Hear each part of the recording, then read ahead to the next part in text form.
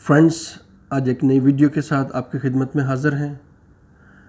आज की जो हमारी वीडियो है उसका टॉपिक है कि आप दुबई में रहते हुए 2 इयर्स का रेजिडेंस वीज़ा कैसे कैंसिल कर सकते हैं और इसके लिए आपको क्या करना होता है, क्या क्या डॉक्यूमेंट्स चाहिए। तो जी हाँ, इसको जानने के लिए आप हमारी वीडियो को शुरू से लेकर एंड तक ज़रूर देखिएगा ताकि आपको कंप्लीट प्रोसेस की समझ आ सके। तो जी हाँ, सबसे पहले आपने क्या करना, आपके पास आपका ओरिजिनल पासपोर्ट होना चाहिए जिसके अंदर आपका 2 इयर्स का वीज़ा पेस्टिंग किया हुआ होता है। उसके बाद कंपनी का ट्रेड लाइसेंस चाहिए होता है। नंबर 3 पे आपका कंपनी का ई साइन कार्ड चाहिए होता है। और नंबर 3 पे कंपनी का इमिग्रेशन कार्ड, जिसे इस्टेब्लिशमेंट कार्ड भी बोलते हैं। तो आपको बताता चलूँ कि आपकी कैंसिलेशन कंपनी का ऑनर या कंपनी का ऑथोराइज्ड पीआरओ कर सकता है। अगर आपको मार्केट में कोई चलते फिरते पीआरओ मिले किसी और कंपनी का है तो वो आपका नहीं कर सकता, क्योंकि माजी में चलता था लेकिन अभी नहीं। तो इसलिए आपका कंपनी का ऑनर ही आपको कैंसिल कर सकता है।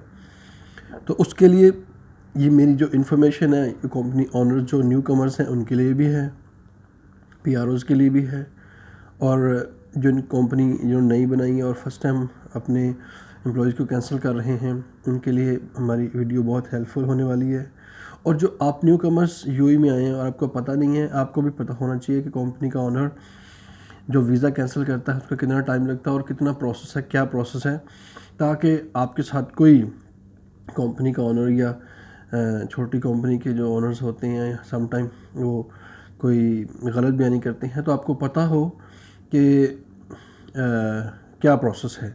तो इसलिए सबसे पहले क्या होता है कि आपका जो वर्क परमिट होता है उसको कैंसिल किया जाता है। मिनिस्ट्री ऑफ लेबर में उसका रिकॉर्ड होता है, आजकल वो तहसील में कैंसिल किया जाता है।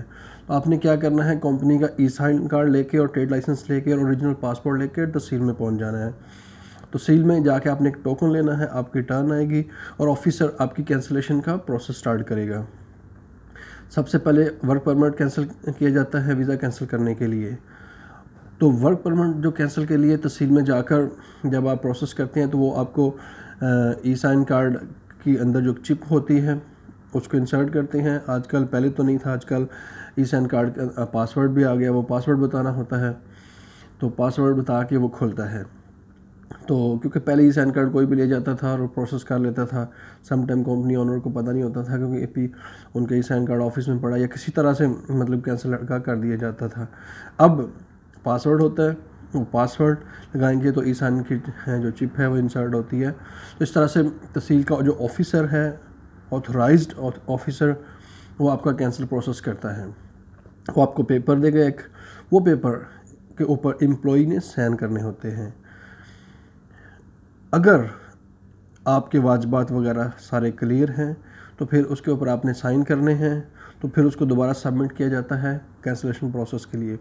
अगर कंपनी ने आपके वाजबात वगैरह नहीं दिए, कोई सैलरीज पेंडिंग है या कोई प्रोविडेंट फंड या फाइनल पेमेंट जो भी आपकी पेंडिंग है, तो अगर आप साइन नहीं करते तो कैंसिलेशन प्रोसेस रुक जाता है। तो अगर आपका हर चीज़ क्लियर है तो फिर वो पेपर के ऊपर आप साइन करेंगे, उसको रीसबमिट किया जाता है। तो वो जैसे ही दोबारा रीसबमिट करते हैं तो फिर वो जो ऑफिसर है उसी टाइम आपको कैंसिलेशन पेपर दे देता है और वो उसका एसएमएस भी आपके मोबाइल में आ जाता है और आपकी ईमेल में कैंसिलेशन पेपर भी आ जाता है। ये प्रोसेस जो है ये कोई लंबा चौड़ा नहीं है, ये विदिन 10 to 20 मिनट्स का है। अगर आप एम्प्लॉई और एम्प्लॉयर या पीआरओ इकट्ठे ही तहसील में हैं तो उसी वक्त साइन करा के वो जमा करा देते हैं, उसी वक्त कैंसिल हो जाता है। अगर एम्प्लॉई नहीं है, लाइक जैसे पीआरओ ने आज प्रोसेस किया फिर शाम को उसे जाके कैम्प में उसे साइन लिए फिर दूसरे दिन सबमिट किया, तो इस दिन मैक्सिमम दूसरे दिन पे चला जाता है। अदरवाइज़ ये काम सिर्फ 20 मिनट्स का है। अगर एम्प्लॉई साथ ही है उसी टाइम साइन करें तो मिनिस्ट्री ऑफ लेबर से आप कैंसिल हो जाते हैं तहसील में प्रोसेस करते हुए। अब नेक्स्ट स्टेप में ये आपकी मिनिस्ट्री ऑफ लेबर कि में वर्क परमिट कैंसिल हो गया, लेकिन अभी तक आपका वीज़ा कैंसिल नहीं हुआ। वीज़ा कैंसिल होता है इमिग्रेशन से, इमिग्रेशन के पास रिकॉर्ड होता है आपका। तो वो आजकल दुबई में आमर सेंटर बने हुए हैं जगह जगह। पहले जाफरिया में जाके इमिग्रेशन में या इमिग्रेशन सेंटर बने होते थे, वहाँ पे कैंसिल करते थे, लेकिन अब इन्होंने जगह जगह आमर सेंटर बना दिए हैं। आप क्या करेंगे, अपना रीजनल पासपोर्ट पकड़ेंगे और आमर सेंटर चले जाएंगे। आपके पास कंपनी का इस्टेब्लिशमेंट कार्ड होना चाहिए, इमिग्रेशन कार्ड। यहाँ पे बताता चलूँ कि ये कार्ड पहले हार्ड कॉपी की सूट में होता था, आजकल ये ऑनलाइन ईमेल में एक पेपर की सूट में होता है, ग्रीन कलर का होता है। तो ये आपके पास होना चाहिए। आप इसके मोबाइल के अंदर अपनी कॉपी लेके जा सकते हैं। वो उन्होंने एक्चुअली उसका एक नंबर होता है, वो सिस्टम में फीड करना होता है। तो आमर सेंटर में भी सेम टोकन लेंगे, आपकी टर्न आएगी, वहाँ पे फिर कैंसिलेशन का प्रोसेस होगा और वहाँ पर वो आपका 2 ईयर्स कॉन्ट्रैक्ट कंप्लीट हो गया है। तो अगर उससे पहले भी है तो रीज़न बताएंगे कि टर्मिनेट कर रहे हैं कुछ भी, तो वहाँ पर वो आपको कैंसिल कर देंगे। इमिग्रेशन में क्या चाहिए, आपका रीजनल पासपोर्ट और इमिग्रेशन कार्ड। और यहाँ पे ये भी बताता चलूँ कि दोनों जगह पे बड़ी माइनर पेमेंट होती है। तहसील में 83 दिरहम, फिर दोबारा से सबमिट करने के ऊपर पेपर 83 दिरहम आपके होते हैं तहसील में जब लेबर से कैंसिल होते हैं।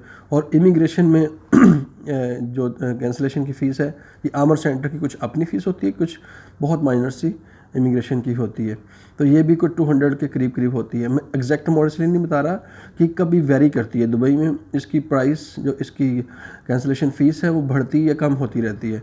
तो अप्रॉक्सीमेटली ये 200 के करीब रहती है, कभी 250 तक चली जाती है या कभी 150 से 180 यहाँ तक रहती है।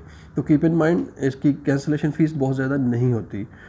तो इस तरह से आप जब इमिग्रेशन से कैंसिल होने के लिए आमर सेंटर में प्रोसेस करते हैं और कैंसिल हो जाते हैं, तो यहाँ पर आपका वीज़ा कम्प्लीटली कैंसिल हो जाता है, आपके हाथ में एक कैंसिलेशन पेपर आ जाता है। तो उसके बाद कैंसिलेशन पेपर जब आ जाता है तो आपको 28 डेज़ दिए जाते हैं, अप्रॉक्सीमेटली 1 मंथ, जिसमें आपने कंट्री को छोड़ना होता है या नया वीज़ा लेकर स्टेटस चेंज करना होता है। तो इसके ऊपर मैं एक और वीडियो बनाऊंगा। तो आई थिंक वीज़ा कैसे कैंसिल होता है, हमारी वीडियो से आपको काफ़ी हेल्प मिली होगी। इसलिए आप हमारी वीडियो को दूसरे दोस्तों के साथ भी शेयर करें और हमारे चैनल को भी सब्सक्राइब कर लें, ताकि आने वाली इस तरह की तमाम इन्फॉर्मेटिव वीडियो आपको मिलती रहें। नेक्स्ट वीडियो तक के लिए खुदा हाफिज़।